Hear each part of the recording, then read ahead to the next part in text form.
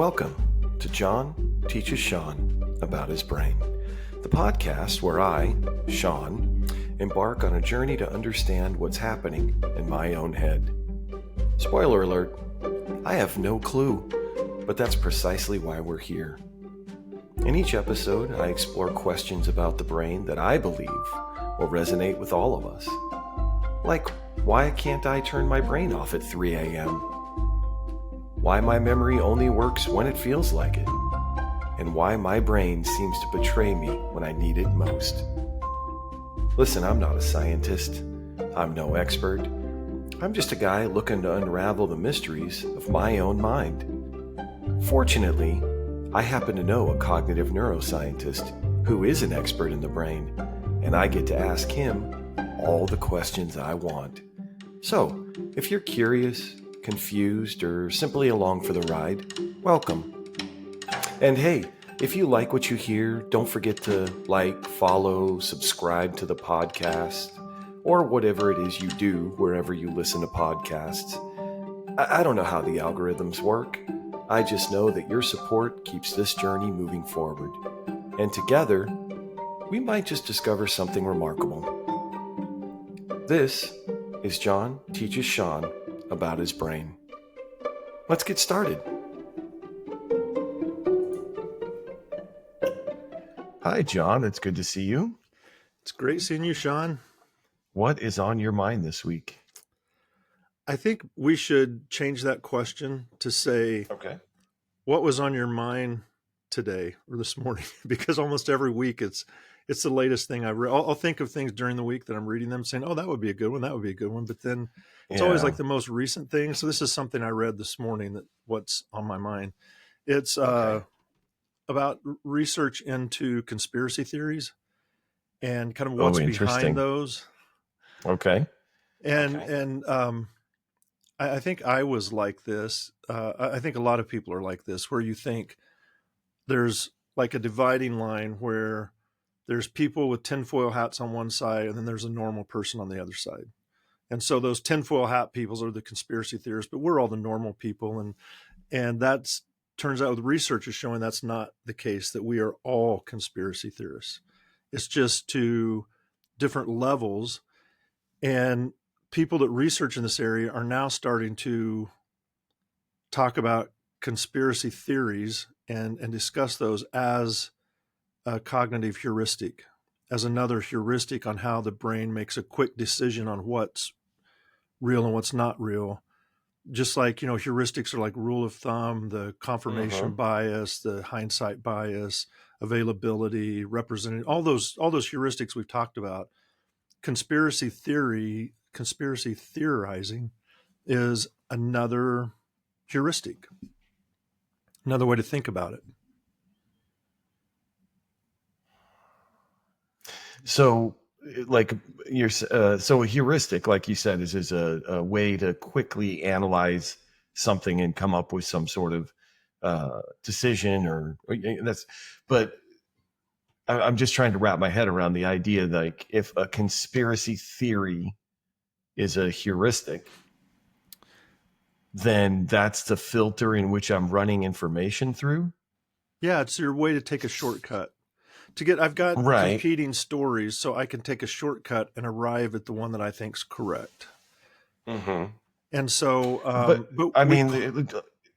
listen. There were recently there were floods in Texas, and a whole bunch of people. I'm saying a whole bunch because I don't know the actual count yet, unfortunately. But a whole bunch of people died.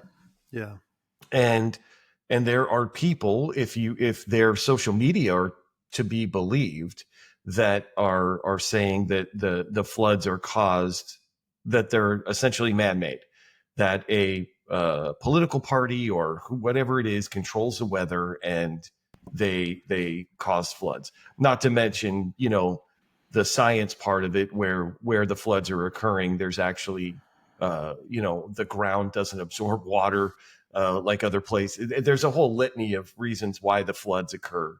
But are you telling me that there's a heuristic, that there's a person that sees flooding in Texas and their back channel, their first thing is the conspiracy part of that. Yeah, so I think that the title conspiracy theory is what sidetracks it a little bit, because it's about I was reading a research study. One of the studies I was reading, I kind of gotten down a little rabbit hole and read several articles and a couple of studies, but one of the studies found out, was making the argument, and I think several scientists in this area now are making this argument that conspiracy theories are really relate back to to assumptions and problems with probability. Like, what's the probability that this happens? Because as probability starts to drop, your tendency to jump into a conspiracy theory go up. So if you like the floods in Texas, there might be a good scientific explanation for why it happened, but it might be complex, and it might, like most science, it's not just one thing. It's multiple things that happen and kind of happen together. And then you have to have a good understanding of ecology, environmental sciences, several things to really understand what happens. And not everybody has it. I don't have that background. And so I don't know. If you told me you read one thing, I would say, oh, okay, because I don't know, I don't understand the earth sciences and things like that. So then if there's questions, and if it seems like the answer is really complex, rather than fighting through all of the issues, your brain wants to take a shortcut and say, or it could just be this, or it could be that somebody. And so it's also trying to find reasons and blame for things. And conspiracy theories almost happen where somebody doesn't have control over something, and so it's a way to pin control on something quickly. And not Yeah, always, and but that's a lot of times that's it. it might be, I might be getting hung up on the term conspiracy theory, because uh, my definition, but my way of looking at the term conspiracy theory is that there's generally some group or cabal with nefarious intent who are doing these things, where there are explanations for 9/11, the building's actually being wired and being an inside job to bring the building down. Mm-hmm. Mm-hmm. I'm trying to come up with all these conspiracy theories I'm aware of that, again, they're all usually governmental, but it could be political or a cabal of rich people, whatever it is. It seems like the conspiracy is usually, and I do see what you're saying, where we're taking a shortcut to go, here's the explanation for it, and instead of again understanding the ground, the soil in Texas. And that, if you look at my grade point average, I don't understand earth science either. But I do, if I have to go between a group of people actually control the weather, Yeah. or, hey, this was caused by, again, the ground not being able to absorb moisture, that particular area in a span of an hour, they got 40 times the normal amount of rainfall, right? Like, you can go down the list and go, and even Sean here, with a resident dum-dum, I would be very reluctant to believe that there's a group of people who control the weather, going back to the conspiracy theory. So Yeah. how do you, how do you, I mean, that, listen, I have a group of 7 friends, and between the 7 of us, we can't keep a secret. Yeah. So how are 40 or 100 people involved in this? And especially if we go back to, the towers or anything governmental. I worked in government. Those people can't keep a secret. Yeah. So again, I'm not trying to make light of it, but honestly, the more people that are involved in it, the less likely that it can be covered up or kept a secret. But yet there are Yeah. people with these very strong beliefs that these conspiracies exist. Yeah. So I think that there's levels to this, and if your brain has this shortcut that it takes, that means that there's a tendency to start looking for shortcuts and finding things like that. But then you start building beliefs around it. So it doesn't mean that you start out the very first time you hear the conspiracy that the towers, the 9/11, the towers were an inside job, or that there's a chemical trail behind airplanes that's dropping chemicals on us, or whatever. The first time you hear it doesn't mean that you believe it. But as you start hearing things and start believing things, then it becomes easier to add one more. Now, all of a sudden, if there were people that behind this one thing I believed, in the research, I'll give you an example in the research, they would ask different groups questions. So they would say, there was a reporter that was reporting overseas. I don't know if this is the exact story. I can't remember this one exactly, but it was something like this. A reporter was reporting overseas, and the reporter died, and the news agency is 90% sure it was a heart attack. And then another group would say the news agency is 30% sure it was a heart attack. Well, the 90% sure, nobody really came up. They asked them to come up with reasons what they thought it might be. Like, everybody was like, yes, probably a heart attack then. But the 30% group, or 40, whatever I said, I can't remember now. A lot of them started saying, well, it's probably a foreign agency, like somebody from another. It's an assassination. Group. It might have been some type of assassination. They didn't like what the reporter was writing. And so when you start to make that step and go, yeah, that might be what, why wouldn't you be 100% sure it was a heart attack? Like, what do they mean? They're hiding something. Somebody's trying to cover something up. So once you start believing that somebody is trying to cover something up, and that you start seeing that, now you start seeing patterns, because that's what your brain looks for. So now there's a pattern for this and a pattern for that. And then before you know it, patterns are popping everywhere about conspiracy theories. Now it probably was an inside job at 9/11. And so another article I was reading about this said that this person's belief was, and this wasn't a research article, this was more of an essay, kind of a rhetoric, a convincing essay that said that conspiracy theories are on a continuum. And on one end are the barely conspiracy theories, like a politician takes money from somebody in a donation and that affects their vote, because that's wrong. And we probably all believe that politicians do that, because I believe politicians do that, because I know how people work. But then to say, okay, but this one politician probably did that. That's at one end of the spectrum. And at the other end of the spectrum is that Hitler is still living in Antarctica and controlling the flat earth from things falling off, or whatever. It just goes, there's this continuum. And so this person said, you're going to eventually move further and further down the continuum. And the further you get down it, the faster you move. And we're all on that continuum somewhere. We all believe something. But he also was saying that wherever you are in the continuum, everything before that you believe. Like you just don't pick hit and miss on what conspiracy theories you want to believe. If you believe a pretty deep conspiracy theory, then you believe all the lesser conspiracy theories before that. Like, why would you doubt anything before that?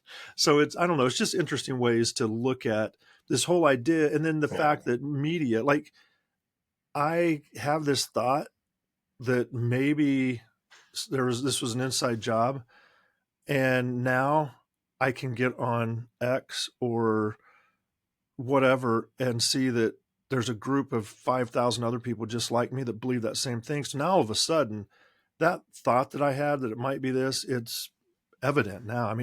So many people can see it. So that just solidifies it even more.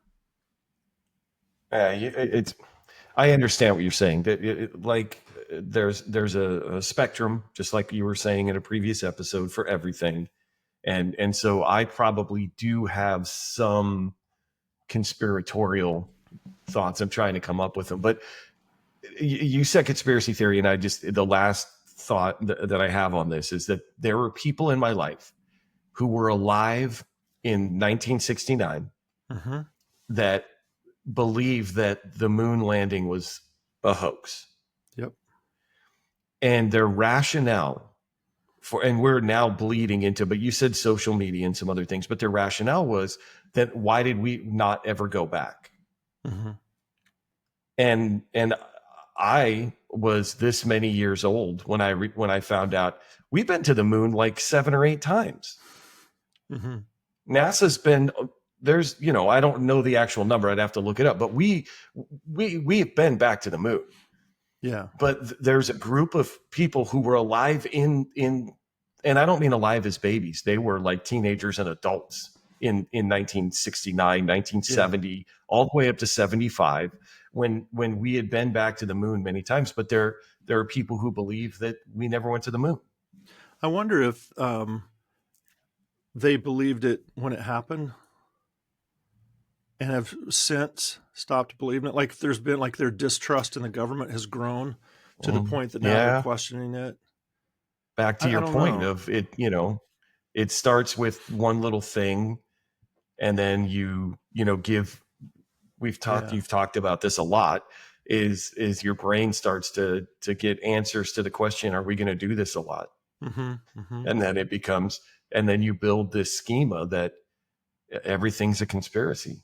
Yeah. So it can start with like big pharma conspiracies that pharmacies and doctors are working together to prescribe you medications you don't need so that it lines their pockets. And then it can be like global warming is a hoax. Like the government's trying to convince us so they can control industry and those type of things. And then the JFK, I thought you were going to go to the JFK shooting when you were talking about the 60s, but that was like 63. That was 64, 63 or 64, 63. Okay. I think. And then, and then, I know I should too. I always bring stuff up on the spur of the moment, and then to the. No, have you been to the book Grassy depository? Knoll? Yeah. No, I have not. I've been to Dallas, but I haven't really. And and so to the point of the conspiracy is like I've been in the window, because it's a whole. It sounds morbid. I don't want to say it's a tourist thing, but I mean they've really. I've been up in the window, and you look down. They have markers on the street of like where things occurred, painted, on the street and all that, and so again, it's whether it's the moon landings, it's JFK, it's any of these things. Like we have more information about these things, and sometimes they get, and even then, to the next. You were saying there's levels. The next level is, well, that information, that's just them trying to convince you of the conspiracy. Yeah. So exactly. I see the spiral here, the like circular logic that I just tried to and do on myself. Even like Sandy Hook and the Las Vegas shootings were set up so weren't real. But so that's also what the some of the researchers were saying is, if you provide people facts about a conspiracy they're believing in, that doesn't change their mind. Like you can give them facts, and it almost makes them more convinced, because now those were, if you're gonna set up a conspiracy, of course you're gonna have facts that say it's not a conspiracy. Otherwise, it wouldn't be a good conspiracy. So then it's like you're almost insulting them by bringing up facts, because that should be obvious that means it's even more likely to be a conspiracy. So they were saying, don't try to counter conspiracies with facts, because this is a heuristic in the brain. Just like, when we're talking about stereotypes and different things, it's just like, this is how the brain operates, and you're not going to just, fact your way out of brain processing. It's doing what it's doing. So you have to come up with other ideas. I think they called it deconspiracying methods, and I didn't get into reading those, but yeah. So it's something that all of our brains do. So we're all. Right. It's not us and them. It's not us normal people and conspiracy theory people. We're all right. We all got a little bit of it. That. Yep. Yeah. It's how far we chase that's it. important for me. Yeah, I didn't think about it that way, because as much as I try, I still was kind of us and them, like conspiracy theorist and Sean. And actually, I do that too. You taught me already. We're 15 minutes in that. No, we all have the similar brain, and we all have the capacity for this. And I do probably have some conspiracy theory schema in there. So yeah, I got to remember that. But it that on that note a little bit, but in a couple of episodes ago, you brought up, and it was a throwaway line, but you said glass. Some people see the glass half full, Mm-hmm. and some see the glass half empty. And I, made a dad joke that, of course, I'm not trying to make light of any of this ever, but I just said I want to know who drank out of my glass. But Yeah. it was a bad joke then. It's a bad joke now. But I like it. but it had me thinking about and on this topic is my understanding of how you've explained the brain is that we do, quote unquote, train our brain, Mm-hmm. right? To see. So what we do a lot of, and I've asked this question in the past, but I don't know that we've really gotten really deep into this. About there are people that I know that seem to be really negative people.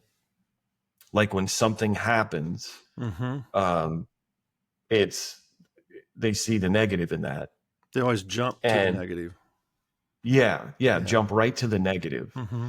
And so on the spectrum that you're talking about, conspiracy theory spectrum, all the other spectrums, on this spectrum, I think it's the far side of that, maybe, but where they're a glass half empty person, but not only is a glass half empty, but the implications of it are disastrous, Mm-hmm. right? Like, and I don't want to, I try not to minimize this to say a small event, but here, an example. I go for a job interview and I don't get that job, and that is going to lead to me in poverty and houselessness. Yeah. Yep. Not getting that job. Yeah. You're talking about like the kind of the big emotions around things. So big emotional outcomes for small things, and a lot of times, so that's a term. That's also a cognitive process, and that's a term that is labeled catastrophizing, where everything seems like a catastrophe. It's like little things Catastrophe. become Okay. catastrophes. Okay. So when you do Okay. it, kind of the verb form of it is catastrophizing. Yeah, that's something that Catastrophizing. researchers study. Yeah.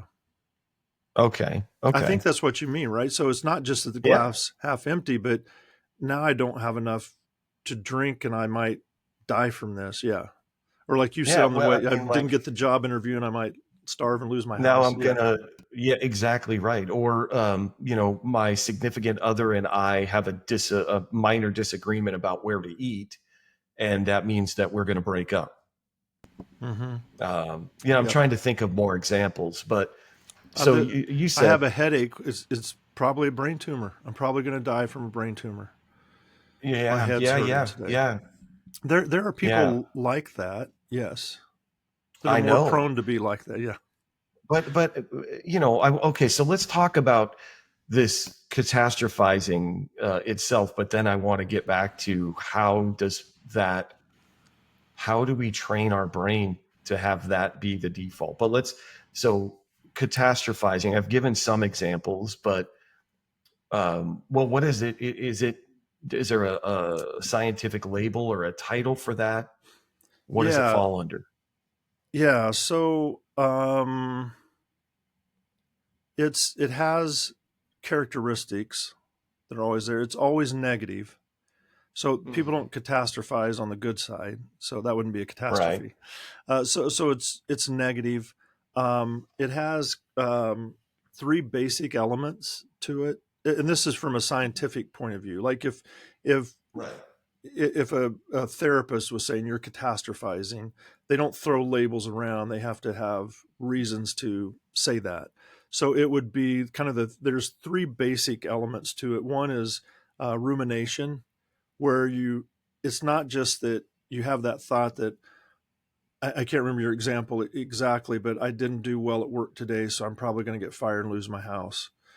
So it's Yeah. not that you Yeah. had that thought, it fleetingly passed by and you didn't really think about it again. It's all the way, while you're sitting in your office after a meeting, that's all, you can't do any more work because that just keeps going over in your mind. On your drive home, that's all you're thinking about. When you get home, and you're telling your spouse that's what you want to talk about all evening, and your spouse is going, oh my goodness, give me a break already, because that's all you're wanting to talk about. It's how you messed up at work, and you're probably, there's no telling, your boss is going to fire you. I don't know what we're going to do. And it's rumination. It's thinking about it over and over and over. It's also magnification. It's not like I screwed up and he's probably going to tell me, hey, be sure you do better next time. It's magnified. It's I screwed up and I'm going to get fired. And then that means I'll never get another job. And then we're going to be homeless and scrounging in trash cans to try to eat. It's always that magnification. And then the third part is helplessness. And there's nothing I can do about it. Like, I just screwed up and I can't do anything. It's not like tomorrow I'm going to go in and say, hey, I'm going to get in front of it and say, I kind of screwed up yesterday and I realized what I did, and I'm going to do this in the future, and try to stay ahead of it and take control of of the screw up that you made. Instead, you're like, I'm helpless. There's nothing I can do. I just have to sit back and wait and see what happens. So that's kind of the three parts to it that most therapists would say that catastrophizing, that's attached to catastrophizing. So something, gosh, I'm trying not to label it, but to stay on point, something relatively minor happens. Yeah, I think that's fair to say. And from that, okay, I don't want to minimize anything. It's always judged from everyone's own perspective. I think people that catastrophize, when they step back and look at it, they'll admit it was probably minor. Not at the moment. Okay. But later they can admit, they realize it. Yeah. So a minor event that immediately I blow up into the worst case scenario. Literal worst case scenario.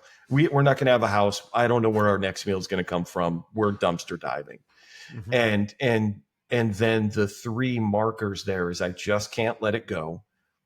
I'm on it all night. I want to talk about it. I think about it. It's ruminating, but I mean, so I can't let it go. And then the next piece is, well, I guess I already addressed that, magnifying it. That was the magnification, was the end result that's going to be so bad. And then the third thing, helplessness. So instead of looking at it and go, listen, I made a mistake. We're all human. We all make mistakes, but I'm going to learn from it. So I'm not going to make that mistake again. Or good. Now I know, how to do it better. I don't, whatever to do it, but it's not that. It's happened. There's nothing I can do about it. We're, all. So ruminating, magnifying, helplessness. Okay. So, and so now go ahead. Well, so that's, and so I think that, that it's something that, there's something about a person, a characteristic, and it's usually passed down. A lot of time, it's kind of like the henny penny effect, like the sky is falling. You get hit in the head with an egg. What is that called? Well, I was assuming, so the story Henny Penny, it's an old story that, for a kid's story out of a book. It's kind of like Aesop's Fables, but it's not one of Aesop's Fables, but it's kind of like that. Okay. The hen is outside, and an acorn falls from a tree and hits the hen in the head. And her name is Henny Penny, and she thinks the sky is falling. So she runs and tells Goosey Lucy that the sky is falling. They tell Ducky Lucky, and so all the barnyard animals are running, because the sky is going to fall. I mean, that could just, it's the end of the world basically, till they figure out it was just an acorn that fell and hit Henny Penny in the head. So it's kind of like the Henny Penny effect, where, an acorn drops and you think the sky is falling when the sky is not falling. So, but here's what's funny. Sorry. It's just, I remember that as Chicken Little. Oh, so was it Chicken Little? I think you're right. I'm saying bet it probably is Chicken Little. Well, hang on. Now I have to look, right? Just you have to look this one up. I am, and we're doing this real time, so bear with us. But it's funny. Everything we've talked about with. John, let me read this to you. Sorry. Okay. And listener, everybody, this is off Wikipedia, so don't yell at me. But Henny Penny more commonly known in the United States as Chicken Little, is a European Oh, folktale. So the European folktale, it is Henny Penny, but in America, oh, it's Chicken Little. I am glad you read that. That's awesome. Because when you Uh, said it, I thought, oh, that is Chicken Little. no, but again, in, uh, oh, wait. And I think it's in Brothers Grimm. Oh, yikes. That's the European. That must be the Henny Penny version. It is the Henny Penny version. So, And see, then the it was English version, sanitized a little bit for Americans to be Chicken Little. yeah. Okay. So you know what? We're both, but I'll that take it's that. I'll still take that. funny when you were describing Henny Penny, and in my brain, I was like, I've always heard that as Chicken Little. So they made a So, movie, Disney or somebody made a movie about it. But about Chicken anyway, Little or Henny about Penny? Chicken Little. No, Chicken Little. So, We're in the America, little, John. It's Chicken Little. the little golden books for kids? It's Uh called huh. Little Golden Yeah. Book. Yeah. That's what I remember it being read from. I remember the pictures and things, and I thought it said Henny Penny, but maybe it was Yeah. It Chicken might Little. have. It might have. That But is either so funny. way, Okay, all right. that was a fun little aside Moving for you on. and I. Yes. I don't really, if again, our one listener turned it off, that's fine. That was fun for us. But back to Chicken Little or Henny Penny, whatever it Or is that an one listener acorn, probably heard it as Rooster Booster. chicken lick it. What was it? Chicken lickle or I saw another name, Oh, there's but another one again, even. Okay. yeah. But the acorn hitting me on the head Mm-hmm.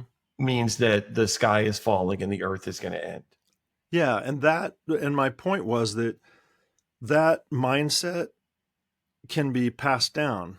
So there may be a genetic component to it, Okay, or okay. I should have let you go. I was going to because when you say pass down, I Mhm. didn't know if you meant genetically or through environment, or you Well, learned that.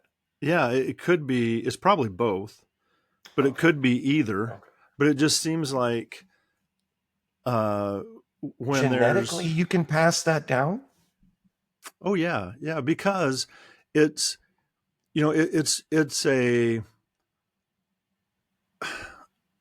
so catastrophizing itself as a psychological term. I don't know that it's been researched like this, but I can tell you like anxiety, because Mm-hmm. catastrophizing is usually worry. It's considered like worry. People who are worriers, Right.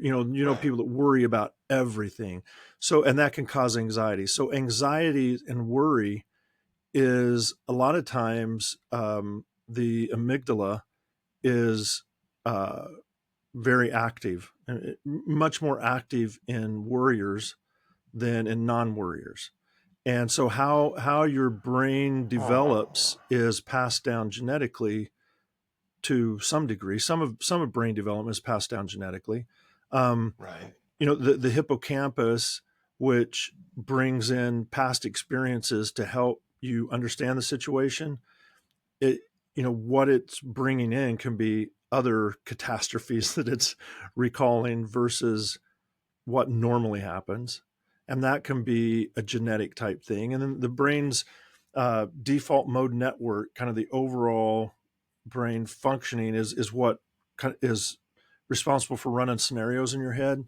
So that can be just the what if scenario, just over and over, and you can't stop it. And that could be have a genetic component to it, but it can also Mm-hmm. have a learning component, because if you're around people that are thinking of all the worst possible things that could happen from this, then you're learning that I should be thinking about all the worst possible things that could happen from this. And there can be Yeah. so I always try to look at, well, what would be the benefit of that?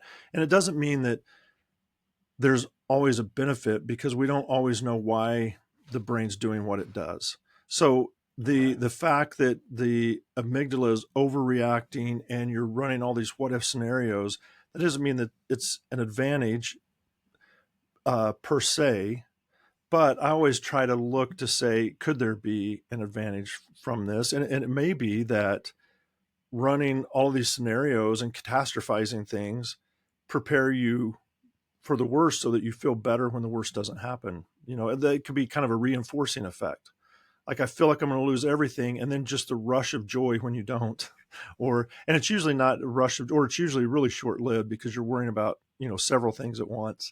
But that feeling that at least this thing worked out for me just feels so good to know that I don't have to worry about that anymore. Because I was thinking as you were talking about in my previous occupation or occupations, every time that we were going to do any kind of mission, or you were, when you write an op plan, any of those things, we have to account for worst case scenario, right? Like if one of us gets shot or injured, what hospital are we going to? Like there's a whole piece of that of worst case scenario.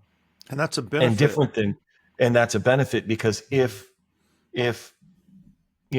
that does happen, then we have a plan, and sometimes depending on what unit, what I was doing at the time and what the op plan actually was, we would rehearse worst case scenarios too.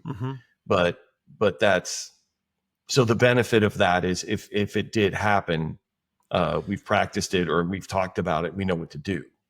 And if Chicken Little was on your planning team, oh boy, we're all going to die. We're all going to get shot and die. But taking it back to like this topic, because I there's value in what you just said, in that maybe if I think that if I express the worst that's going to happen and it doesn't, that's a good thing. Maybe, but here's something else. Let me bring this up. Okay. I don't know. I think it was like in the 1960s or 70s when the idea came up, when psychologists started talking about catastrophizing, and it was based around worry, and then later kind of got tied into anxiety. But then at some point, I don't know, like in the 1990s or something, pain research picked up on that, and that's been a huge part of pain research, because pain is a subjective experience. It's your brain creating the response to try to protect you from whatever it is that's causing the pain. And so everybody experiences pain differently. And pain is the only vital sign that, like when you go into a hospital, especially into the emergency room, they check your vital signs. Pain is the only vital sign that doesn't have. They have that little chart, right? Yeah. And with the smiley face on one end and then the like really angry, crazy looking face on the other. Yeah. Where are you on this pain scale? Exactly. Right. And you said it's subjective. 0 to 10 or 1 to 10. Yeah. Yeah. But so listen, my wife, not to be indelicate, she has pushed 2 human beings out of her body. Right. And me, like 10 on that thing is stepping on a Lego. Yeah. So, right. Like, hey, I think most people would agree that Legos are at least a 7. Okay. A 7 for me. It's a 10, but again, like, how do you measure, to your point, is how do you measure pain, right? Like how much pain are you in? Completely they have subjective. A stethoscope for heart rate. They have a cuff for blood pressure. I mean, there's so many exact temperature. You stick the little thing, and then it's pain. Here's a chart. Pick out the number or the face that looks like you. Is like, what? So because it's subjective, and so that means it has neurobiological things for markers. Like there's neurobiological markers in the bloodstream when you're in pain. You can find different types of prostaglandin E2 is a marker for it, that those levels can go up. But that's just one part of it, because then there's a social component to it. If you're giving somebody a shot and they are and there's a group of people in the room with them, how the other people are, if the kind of the mood of the room is sad versus happy, will affect how bad that shot hurts. So there's what other people are experiencing. Yeah. So I'm in a hospital room. I'm in the ER, let's say, have an injury. And there are people around me and they're all going, ooh, or whatever. They're all reacting to whatever my injury is. That could increase the subjectivity of pain. I'll feel more pain. It will increase the subjectivity. Yeah. So think about this. So let's just say you go to your doctor's office and you're getting a checkup, and they're gonna take a blood sample. And so let's say a nurse walks in, and it's a guy that's kind of big and muscular and says, "Let me see your arm. I got to take some blood." And it's just matter of fact. He just pulls it out, and it's like, or you have somebody coming in and I'm being purposefully stereotypical here and sexist, but you have a very nice female that comes in now who says, "How are you today? Isn't the weather nice? Oh man!" And then this, you know what? I've got to do this, but I'm really good. This isn't. You're not going to feel a thing if you just look away. It's going to feel like a little pinch, and and they just talk to you, and they're like, "Oh, that wasn't that bad." But the male that came in and was kind of blunt and just like stuck it in there, you're like, that really, really hurt. That affects how it feels, just how people talk to you about it. And then if there's other social groups around, and I think I told you one time about the ice bucket, the ice water bucket, where you see how long you can hold your hand in. And if you're looking at pleasant pictures, you hold it in a lot longer than if you're looking. Yeah. So there's that social component. There's a psychological component. There's a cultural component. And so there's so many parts to making up how your brain builds your reaction, or how you should react to a painful experience. And the goal again is for the brain to make sure you don't find yourself in painful experiences again. Right. So if you feel like you have no control, that's just, it's really, it can be really painful. So going back then to catastrophizing, and because I know you just said no control, but like the study that you were bringing up about pain in pain, right? Yep. And so there were patients who were in pain, and I just want to make sure I'm getting this clear, because I think I do. But the patients who tend to catastrophize report more pain. They do. Than those who don't. Significantly more pain. The event was so much more painful. If you're worrying all the time, you're catastrophizing, where it feels like the world's ending, then that shot at the doctor is going to be extremely painful, maybe, way more painful than other people. And so if you're highly emotional, it's going to be more painful. So there's a lot of research around catastrophizing, because there's also research around people who on a scale are more likely to catastrophize. They take longer to recover post-op. And so there's a lot of things that go into it, that if the medical field is saying, if we can get a better handle on catastrophizing, it's going to help with complaints about pain. It's going to help with lawsuits. It's going to help with recovery. There's a lot of time. Yeah, all of those things. And so like there was a study with people with headaches, and they found the group that scored at a certain level or higher in catastrophizing. So this was a group that tends to catastrophize, and their headaches were, to them, the worst that's ever been. I might die from this headache. It's so bad. Right. And again, this is where I'm saying that if that's their experience, since pain is subjective, then I believe them that it hurts that bad. Like I can't say, no, it's just a headache. You're not really hurting. That's in your head. Yeah. Well, yeah, pain is in your head. That's where you develop those pain signals. So I believe people when they say it feels like I'm going to die. That must feel awful. Maybe there's not the medical reason for you to feel that way, but that doesn't mean you don't feel that way, because pain is subjective to each individual. Subjective. Yeah. And so they took people that were scored high on catastrophizing and had headaches, and they put them in cognitive behavioral therapy, CBT, for 10 weeks, and to try to help them learn how to gain control over their feelings about their headache. So to take away the helplessness, and to stop the rumination, the negative thoughts around it.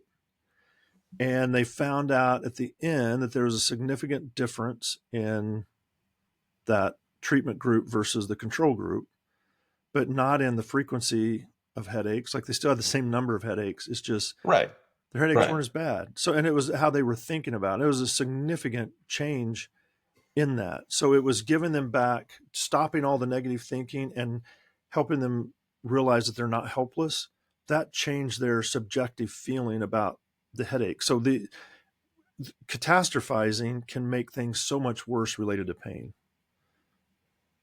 And there's a ton of research with children and children with anxiety and children in pain and catastrophizing. And so it shows that there has to be some type of genetic component as well, Oh yeah. because kids will do that as well, catastrophize as well.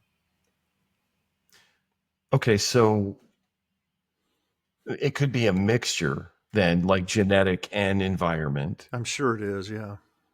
Right. Like most of the things that we've talked about. But the genetic piece is really kind of mind blowing for me because I didn't realize that could be passed down. Mm-hmm.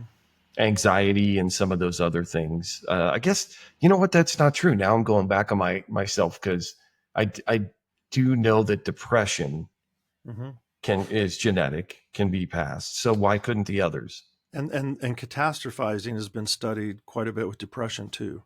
Depression and Yeah. anxiety are two, pain by far the most, but then depression and anxiety. But I Yeah. think the general So idea of catastrophizing is something that a lot of us do in everyday life, even if it's not labeled from a therapist. It's just some people tend to always see the worst of things. right. And so I think I have a handle on what this is you're describing, but then what do I do about it? Yeah, so I I know the think that three markers, right? Like the magnification, rumination, helplessness. mhm. And now so I understand, but how do I stop myself from doing this? so every treatment so far is around some type of therapy, which is basically talk therapy. So it's not a medication. It's a let's get your headspace squared away a little bit and this won't be as bad. And if you start challenging your thinking, then and challenging your thoughts. So the thought that I did bad today, so I'm sure I'm going to get fired. If you just stop and say, wait a minute, how many people do I know at my work in the last year that have been fired for messing up one day? And wow, it hadn't been that many. So maybe that's not something that I should be thinking about. Maybe that's not the first place I should go. And then even if Uh-huh. I was fired right now, I still can, I can apply for other jobs. There's, so just kind of challenge your way of thinking. And then the rumination is to stop ruminating. That's easy to say. It's harder to do. Yeah. But what a lot of Okay. people, will do is say, plan ahead of time. If one thought starts looping through my head, like a catastrophe, what if the worst case scenario starts to loop, I already have something else I'm going to think about. So it might be something like a hobby, like I collect trains, I don't know, or I like to garden, or just whatever it is that you do, or I like to journal about stuff. Just say the minute it starts to go on a loop, force yourself to say, have I checked the tomato plants yet? I wonder next year if I got a different type of tomato plant, if it would grow better. Or I wonder if that new caboose I've been wanting on my train, I wonder if I could check the price on it and see if the price has gone down, and just basically force your mind to sidetrack onto something else every time you start to ruminate. Because thoughts will pass by fleetingly and you can let them go and not worry about it. But it's when it just starts that loop going over and over, just force yourself into thinking about something else, and then realize I do have control. Like I can go and talk to my boss in the morning. Maybe I'll just do that.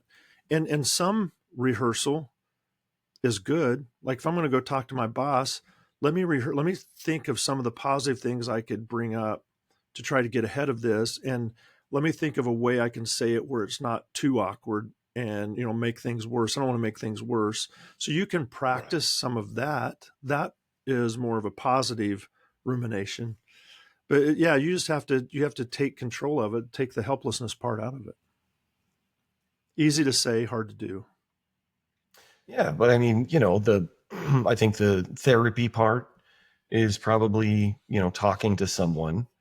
Hmm. And then whatever it may be. You've given some examples, but have a strategy for how to handle this when it happens.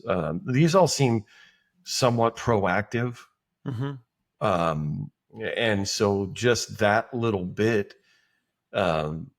is starting to the coming up with a strategy, talking to people, whatever. Now you're starting to rewire your brain, right?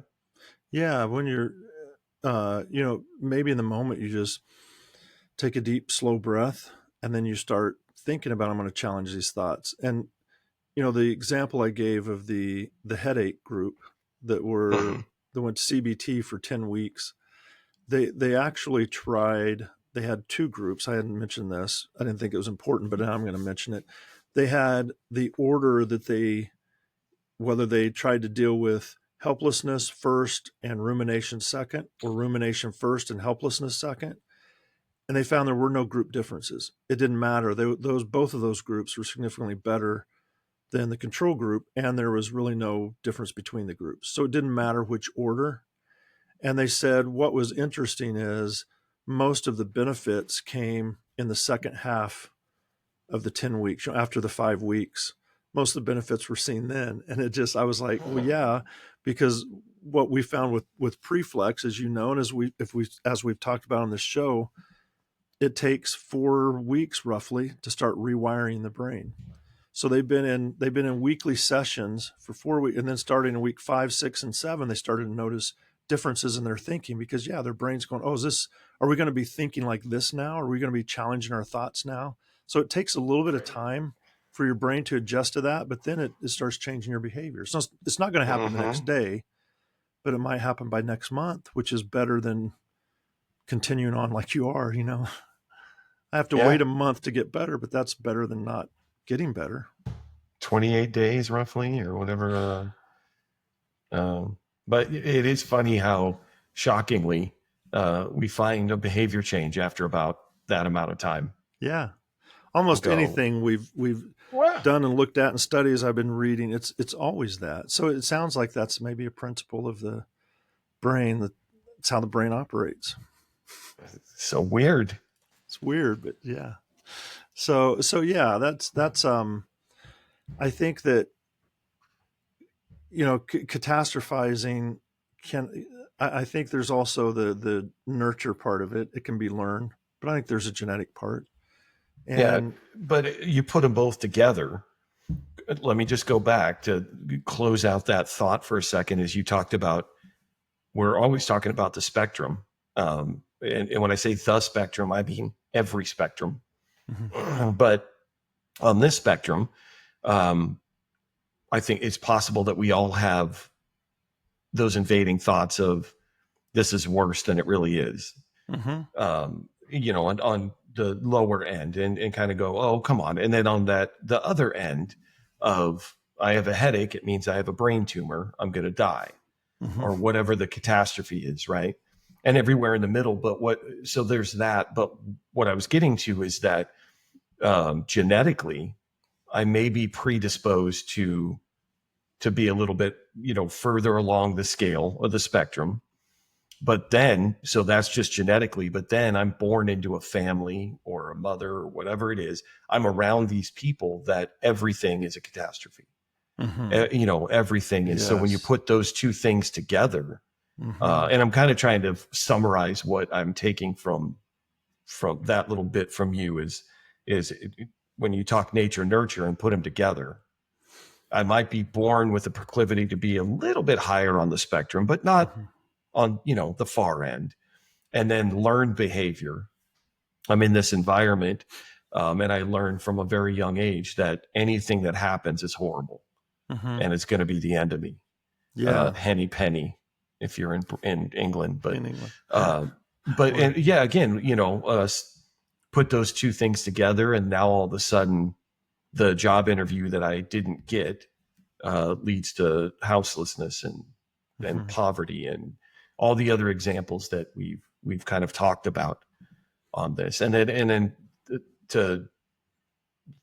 that's created me. I'm now catastrophizing these things. Mm-hmm. What do I do about it?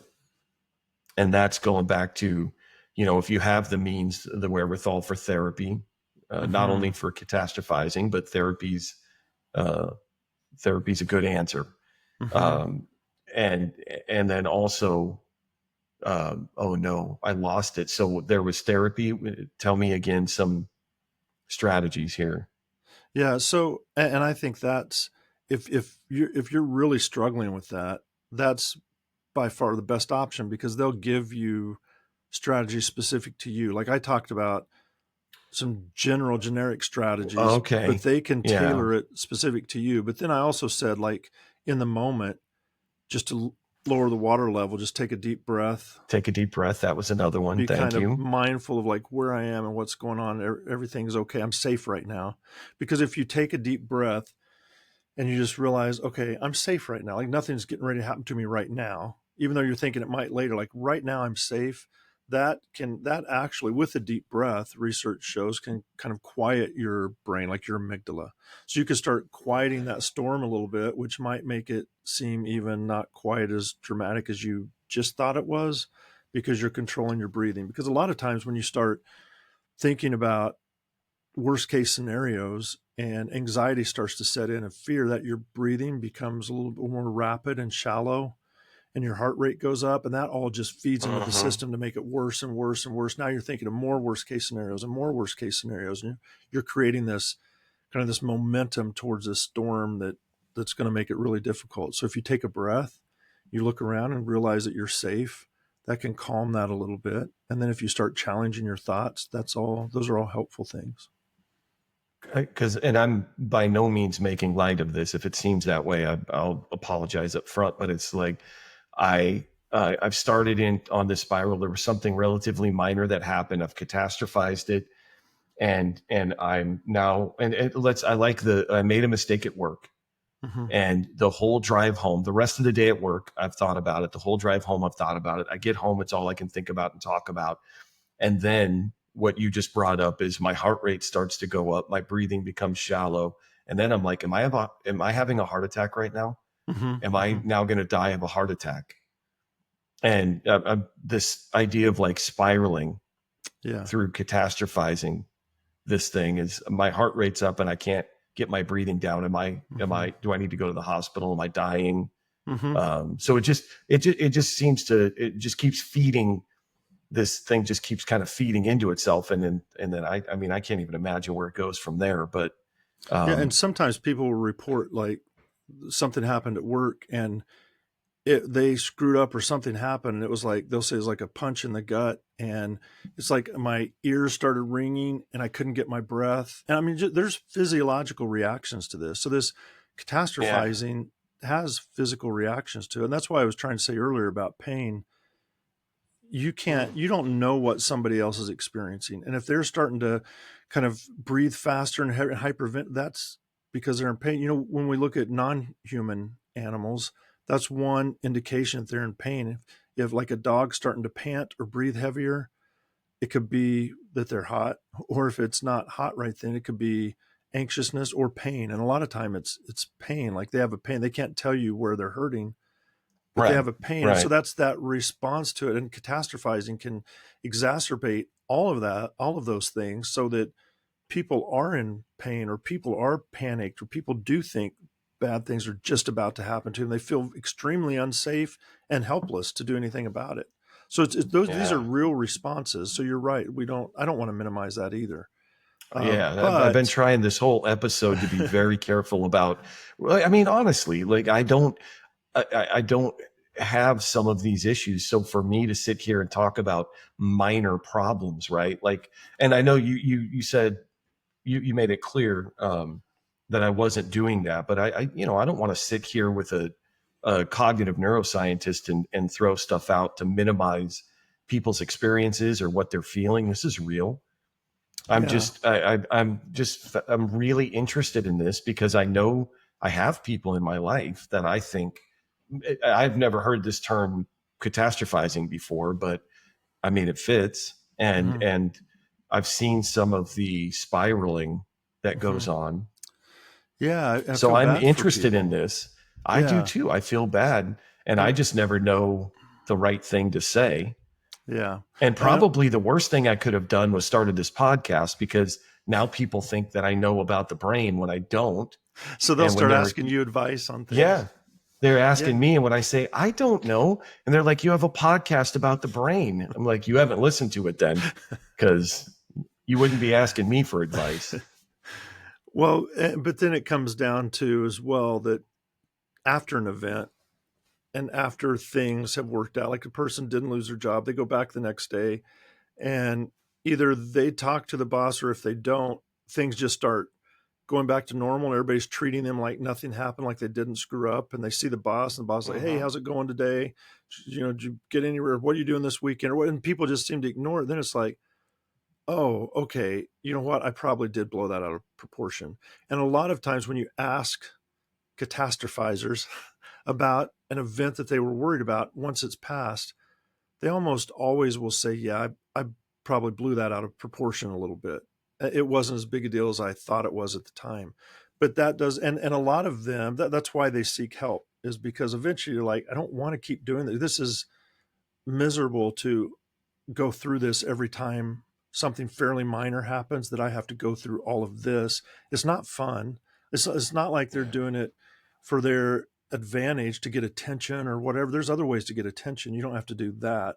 So it's not that they're getting some type of, easy social benefit out of thinking the worst. It's usually something they don't enjoy and that they would like to stop doing.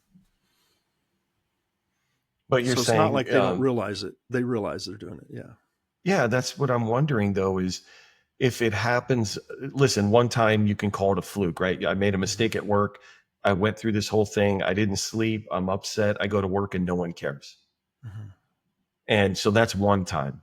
But after a certain amount of times where I go through this cycle of the sky is falling, and then I get back with people and no one says anything. I mean, isn't there it happened enough times? And I just got from you that what I'm about to say is true. Is you go, okay, and this is enough of that. Mm-hmm. It's happened too many times where the result that I was worried about didn't occur. So now I'm going to do something about it. Or it's Is it? usually because there's the helplessness component. I wish there was something I could do about it. So I wish I Okay. could change this. Okay. So as you know, if the listener doesn't know, I'm not a therapist, so I've never been in a therapy setting helping individuals in that sense. But just talking to people that I know who will come up to me and ask me questions, or we talk about things. I've heard multiple people talk about this, and they'll just say, I just worry excessively. And, when it's like, well, what type of worry? Or tell me a little bit more. It's catastrophizing is what it comes down to. I'm always assuming worst case scenarios about everything. And then I can't sleep. And then when I can't sleep, that makes it worse. And I'm worrying about this stuff. And then I say, do you think that, it's reasonable? And it's like, well, I mean, I don't like it, but I wouldn't want the other I wouldn't want to I wouldn't want to think that something was no big deal when it was. That would be even worse. I don't want to just assume that That's I didn't do anything wrong interesting. at work. Then I get fired, and it just comes out of the blue, out of nowhere, and all of a sudden I've lost my job, and I haven't been planning or thinking about it. I'd rather at least be thinking about what if this happens, so I know what to do. Kind of like you're talking about your planning with SWAT or whatever, with policing to SRT or whatever it is. You got to plan for Mm-hmm. worst case scenarios, and so they'll say, I wish I could stop worrying so much, but I still want to consider what might happen so that I can be prepared for it. Right.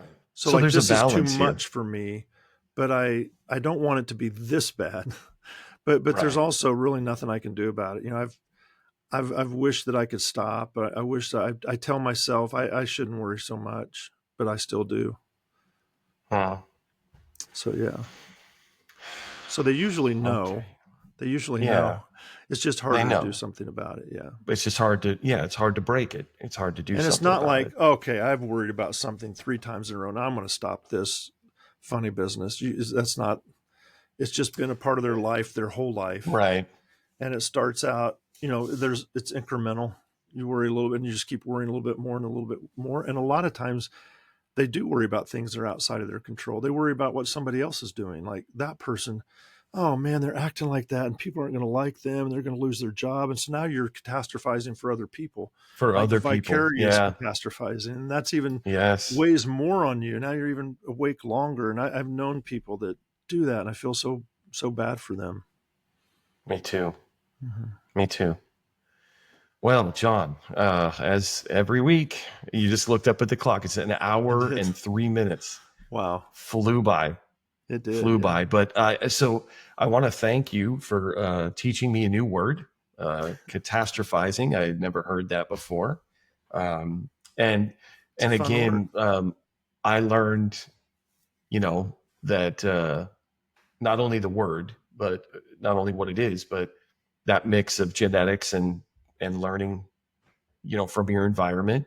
Mm-hmm. And then also I really appreciate out of all of this, you not only kind of laying out what something is, through definition or science or whatever, but giving me and people information on how to do something with it, right? With you, there's always some actionable terms that, are things you can do. And out of all of it, I just really appreciate that the most in episodes like this from you, that real world suggestions, solutions to these problems that a lot of us have. Thank you for that. Yeah. Thank you. Oh, thank you. It was nice. Yeah, this, man, I say it every week. This is just so much fun for me. Even with a weighty topic like this, I think we had some fun. So for anybody listening, who's still listening, if you're having fun, don't forget to follow, like, subscribe to the show. I don't know where you're listening to the show, but we are on Spotify, YouTube, iHeartRadio, Amazon. So if you're telling a coworker or a friend or a family member about the show and they ask you where they can find the show, those are other options that you can send them to. So I don't want people to be limited by, well, I don't have Spotify or I don't have whatever. We're on, 4 of the major podcast streaming sites. So you can send people there. Follow our socials. I plug John's every week. His personal TikTok is incredible. Only getting better every week. So follow John there. John, what's your handle again? Brain _dude_. Brain dude. All right. Brain _dude on TikTok. The show, all of our socials, where you can follow us at John Teaches Sean.